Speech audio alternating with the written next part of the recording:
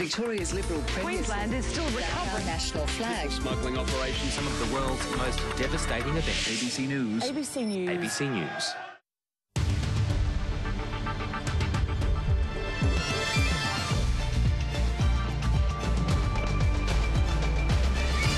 Changing speakers, an extra vote for the government, and the opposition smells a rat. One of the most squalid manoeuvres, one of the most sordid political fixes that this parliament has seen in many a long year. Yelling abuse because he doesn't know anything else to do with his track record of negativity. Wild out west as a controlled burn turns homewrecker near Margaret River. Seeing red, nurses take to the streets over their pay battle.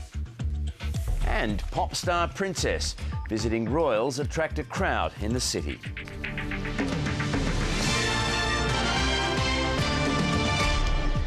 Good evening, Ian Henderson with ABC News.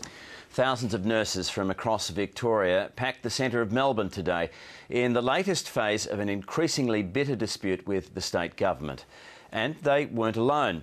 They were joined by hundreds of other public servants who are also pushing for a pay rise. They're defying court orders by maintaining work bans, and today thousands of nurses took to the streets. Let's welcome all the country nurses and midwives. They marched up Burke Street to Parliament, nurses enough to make the government see red.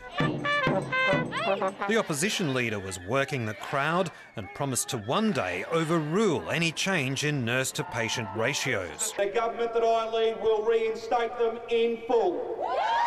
Standing by was a thin blue line of other public servants who recently got almost double the percentage rise offered to the nurses. The number of unions and public sector workers taking on the government seems to be growing by the day, and there's one consistent theme in every dispute, and that is that they want the same sort of pay rise that the police got. It was a feature of another rally held by public sector union workers. We are just as good as the police and everybody else. Good luck.